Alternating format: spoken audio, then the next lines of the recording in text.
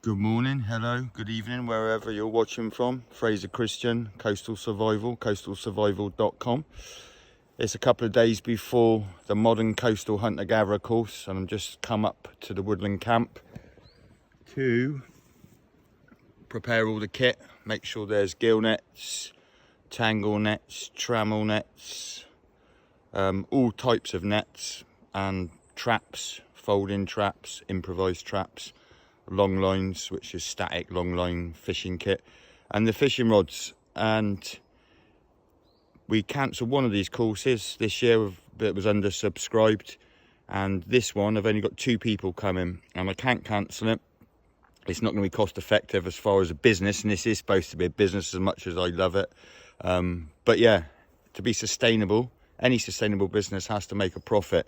So I cancelled the last course because there wasn't enough subscribers, but this one I've got someone coming from Germany and I promised him I wouldn't cancel it. So there's only 2 people on it, and I know people say on lots of videos, oh please like and share, and to all those people, I wouldn't say my fans but friends etc that regularly like the posts, could you please like and share them if possible? It just helps with the algorithms and lets other people besides you that always support me let me know, let them know who I am and where we are, etc. I hope that makes sense. You can tell I'm not a professional online salesperson, but yeah, you got the gist of it. So anyway, stay tuned. I'm going to go down to the camp now and see if the rest of the kit for the course is all in a bag neatly ready to go.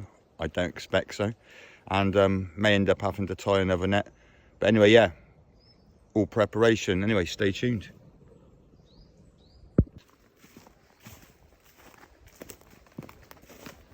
This is one of the reasons I love my job, being one of those outdoor type people, walking into this type of view can only make you happy. If you're one of those weirdo outdoor type people, it's not for everyone, but yeah, I don't know why we do it. I suppose I could go on about some long psychological health benefit for getting outdoors, you will know about that, but yeah, just come in and listening to that nature, etc. But anyway, there's our big outdoor teaching area and kitchen, and there is the mighty Warlord Lodge. Right, anyway, let's get shaped up.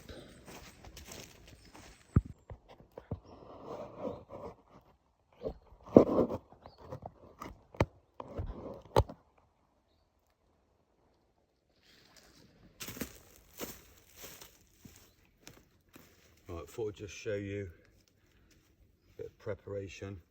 So this is one of the gill nets, and this is the float rope at the top. And when we put them back in the bag, after we finish with them, try and pick out as much seaweed as we can. And then the other finer bits, just put into a plastic bag, leave them in there for, don't know, a couple of weeks, and they compost down. But anyway, what I'm trying to do now is just clear it. So I'm holding the foot rope, it's already just started there. I'm just bringing the net, holding the foot rope and the lead line, holding the head rope, sorry, which is the floating line which floats the net up. Just holding that down and just shaking out, hopefully any composted seaweed, which you won't be able to see, it's collecting on the bag there. And just checking it as we go.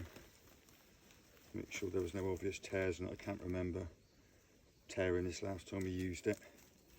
But we've got some floats on there as well to the pool that we're gonna, the bit of the coast that we're going to just drop the rope there, that we're going to go and put it on, is fallen prey to the, what we commonly call the Japanese invasive seaweed, and it's just branch like seaweed, and what happens is the net gets, when the tide's out and it's on the seabed, it gets caught up in that seaweed and it stops it rising up. So we put the floats on there just to absolutely give it a lot of force to allow the net to rise up. And what this will do, this will sit in water about this deep when the tide's out. And the most important thing is the foot rope and the head rope don't meet, otherwise the net tangles and barrels up and won't rise.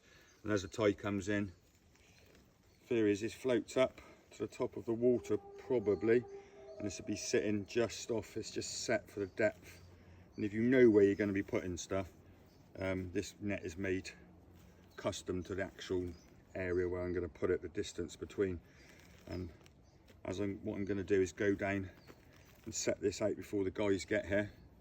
So the first day is taking the stuff back in, hopefully showing them how I set it, and hopefully have some fish in there anyway. If not, it'd be forage, shellfish and seaweed, which would be the norm as you first approach the coast with nothing, and that would lead on to then having bait for fishing, bait for the traps, and I'll show you the rest of the kit that we're taking down in a bit. But anyway, that's ready to go into the bag.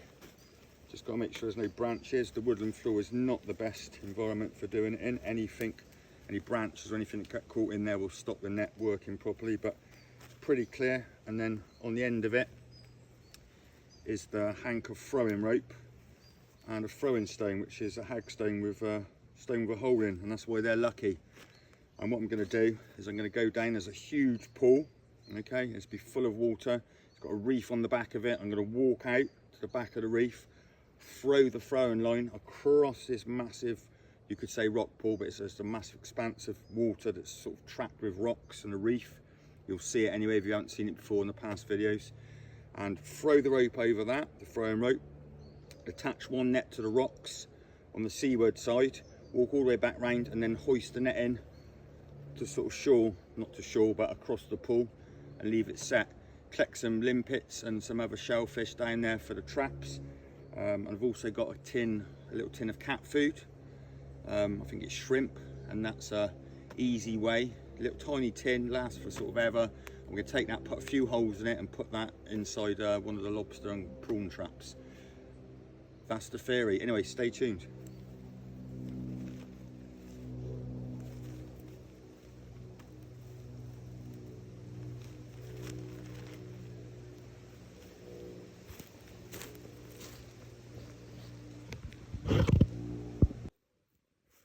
Right, that's the gear set out. I'll just show you what I've got now. So, folding traps, these catch lobster, crab, prawns, etc. There's 2 of those. Gauge for when we successfully catch, to measure the lobsters, to make sure they're big enough, or the crabs to make sure that there's lobster, crab, brown crab, and blue swimmer crab, I think the other one is. Anyway, we'll have to check that, but most important thing is for our lobster and crab, and we're targeting lobster with these. They're going to be in amongst rocks, not on open ground where crabs normally go. And in case we don't find any bait long term, this can of this cat food mousse, okay, fish flavoured obviously, we can either just put some holes in that, suspend it in the pot. I'll show you where it's very important where the bait goes. It won't work unless the bait goes in the perfect spot, so I'll show you that. We can just put some holes in that, and that'll just let the scent out. It also stops other things going and eating it all the time that we don't want to. All these little traps have got some bait bags in. Gill net in there, main gill net, which I just showed you clearing, in the bag, ready to go with the ends of the rope out, so I can easily, as soon as I get down at the end, that end of the rope is where I'm going to fix it to, and then I can extend it. It's flaked into the bag, so it should, in theory, come out like concertinaed off the rocks with me pulling it from about 20 meters away. Spare gill net, just in case. This is one without floats on, which would fish on the bottom or off of the bottom. Not quite as big as this one, in case we find another spot for that. Long line kit, 2 long lines, one with both with approximately half a dozen 6 hooks on each, and the hook lengths ready. And we don't carry them together as they get tangled, and I'll show you how to assemble those and which way to lay it out. Work gloves, very important for when we're emptying the net, to stop ourselves getting spiked and slashed by gill coverings, etc. And spare rope. So there it is. That is the modern coastal hunter-gatherer kit. Traps, nets and hooks, okay, and all of this will be set working for us when we're back at camp enjoying some food or doing other tasks. And that's the great thing about hunting, these techniques. It extends your hands. It's in the front of my book, Coast Hunter. If you want to go onto the website, coastalsurvival.com, and you'll see a little book I've made, very simple childlike book covering all of these methods. It's called Coast Hunt. It's got an orange cover with a cartoon caricature of Danny. But yeah, the modern coast hunter kit, and as you can probably see, that should all just fit into about half a builder's rubble bag, or definitely all fit into my 25-35 litre backpack. Anyway, that's going back into the wagon.